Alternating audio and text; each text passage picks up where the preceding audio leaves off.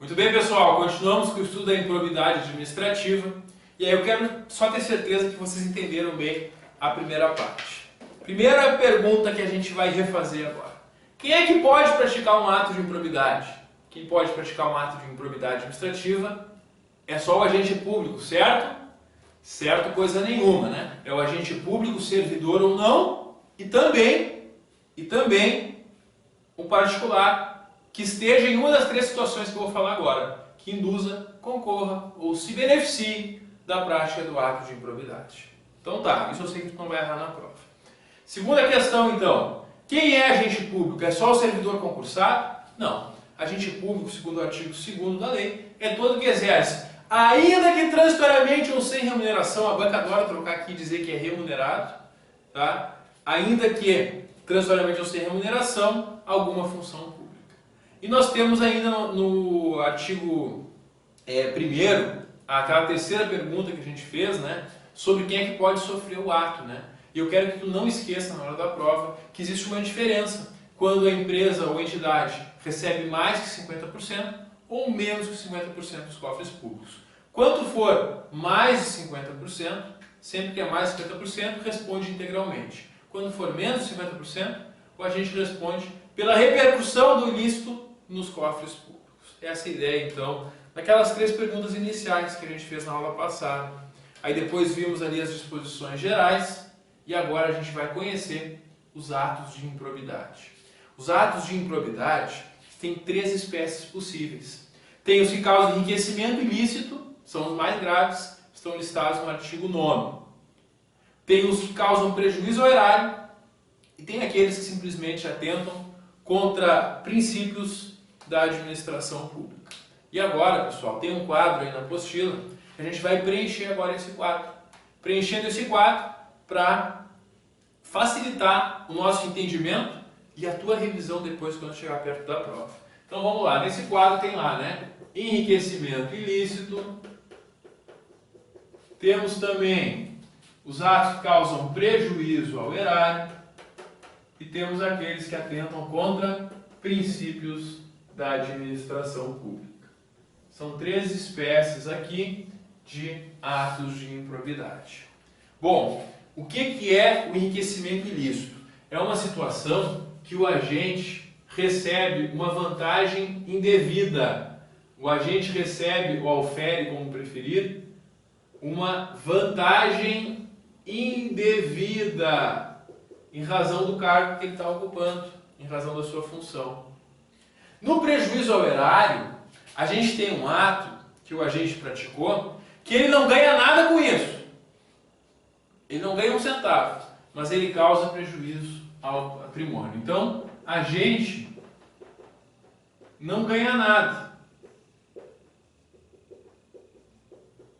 Mas, por essa conduta, talvez até irresponsável, ele causa um prejuízo aos cofres públicos.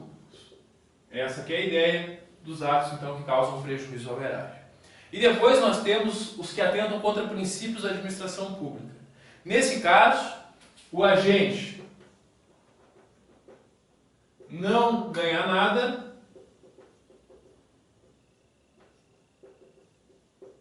nem causa prejuízo. Mas ele atenta contra princípios éticos, princípios morais da administração pública. Então, na verdade, é o seguinte, sempre que acontecer um ato de improbidade, a gente ou vai enquadrar ele como enriquecimento, como prejuízo, como princípios. Do mais grave para o menos grave.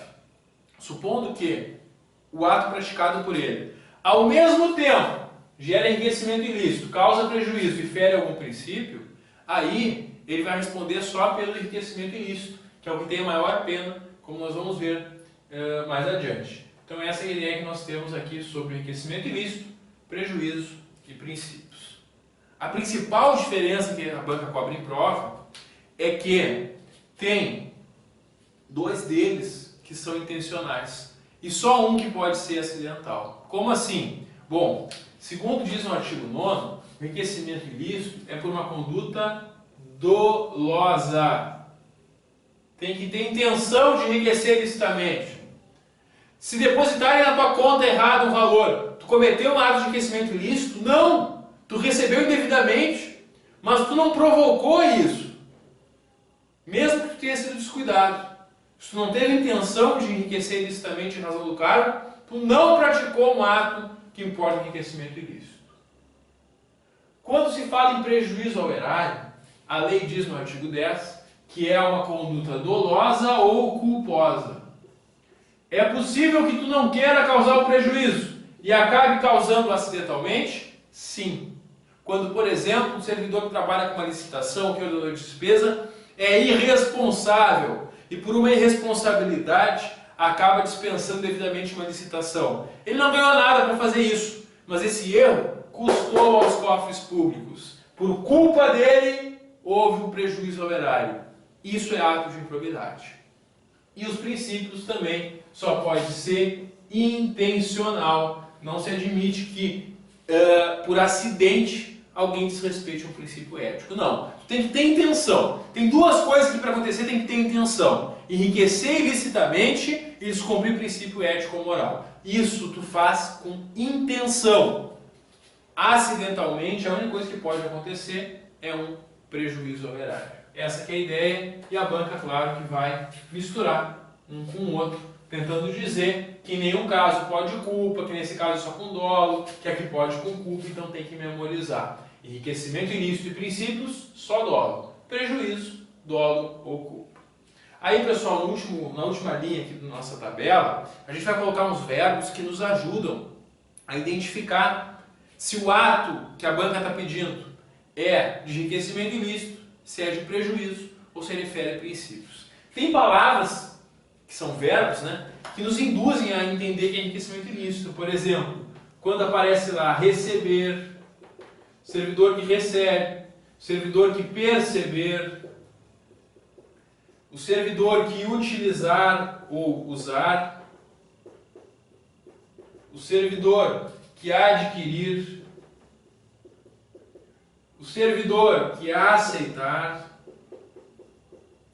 o servidor que incorporar. Isso aqui é aceitar, não parece, mas é. Tá? Aceitar, coisa horrível. E incorporar. São verbos que aparecem listados no artigo 9º. A gente vai ver depois eles e vai identificar esses verbos aqui. E no prejuízo? No prejuízo ele não recebe nada. Aqui os verbos são facilitar, permitir,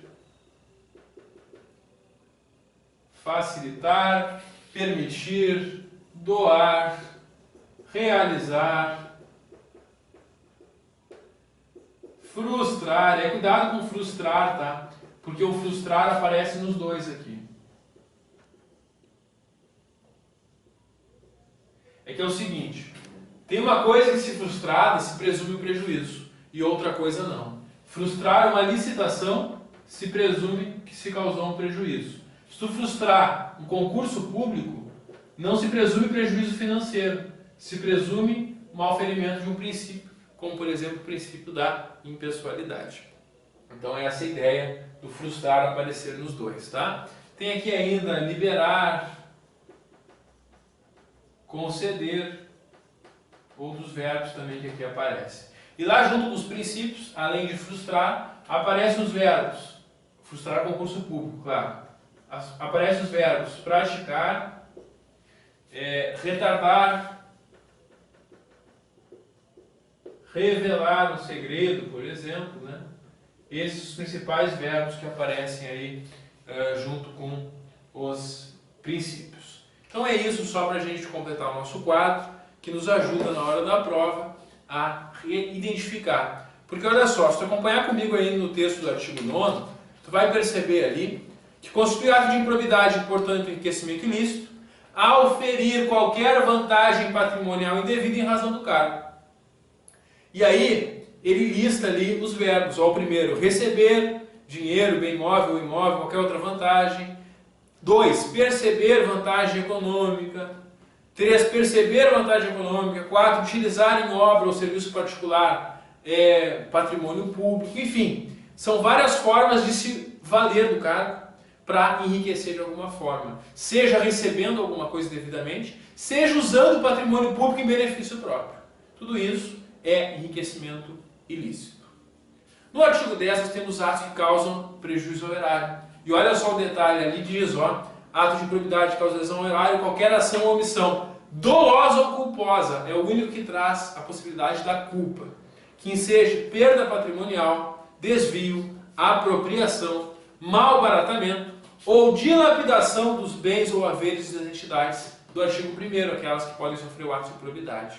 E aí vem os exemplos, facilitar ou concorrer por qualquer forma para a incorporação ao patrimônio particular de pessoa física ou jurídica, de bens, rendas ou valores que são públicos, permitir ou concorrer para que uma pessoa privada se utilize de bens públicos, doar a pessoa física ou jurídica patrimônio público sem observâncias familiares legais, permitir ou facilitar a alienação de um imóvel por um preço não correspondente ao preço de mercado, realizar operação financeira sem observância das normas legais e regulamentares, conceder benefício sem observar as formalidades legais, frustrar a licitude do processo licitatório, e por aí vai uma série de atos que exemplificam essa conduta dolosa ou culposa de causar um prejuízo aos cofres públicos. E o artigo 11 nos traz os atos de improbidade que atentam contra princípios. Diz lá, constitui ato de improbidade que atenta contra princípios da administração, qualquer ação ou omissão que viole os deveres de honestidade, imparcialidade, legalidade e lealdade às instituições. E aí vem ali os exemplos, praticar um ato visando um fim proibido em lei ou regulamento ou diverso daquele previsto na regra de competência, retardar ou deixar de praticar indevidamente um ato de ofício, revelar um fato que tem ciência em razão do cargo, negar publicidade a atos oficiais, frustrar o concurso público, deixar de prestar contas, e aí a gente tem uma série de exemplos, portanto, desses atos. O importante é que essas três listas dos atos que causam enriquecimento ilícito, que causam prejuízo ao erário e que atentam contra princípios da administração, são listas exemplificativas, são exemplos. Então é correto afirmar que o rol de hipóteses do artigo 9, 10 e 11 é um rol exemplificativo. Maravilha. Estaria errado eu falar que é um rol exaustivo ou taxativo. Se fosse exaustivo ou taxativo, só nessas hipóteses listadas aí nos incisos que poderia ser reconhecido um ato. Não. Segundo a lei, qualquer ato em que um agente recebe uma vantagem indevida é um ato de enriquecimento ilícito, esteja nos incisos ou não. Qualquer ato que causa prejuízo ao erário é considerado ato de improbidade, não importa se está nos incisos ou não. E qualquer ferimento a princípios da administração também não precisa estar listado nessas hipóteses. São exemplos. Qualquer outra hipótese que eu possa enquadrar nessa ideia geral aqui vai ser considerado um ato de improbidade. De forma que essas listas são listas meramente exemplificativas. Próximo vídeo a gente continua. Até logo!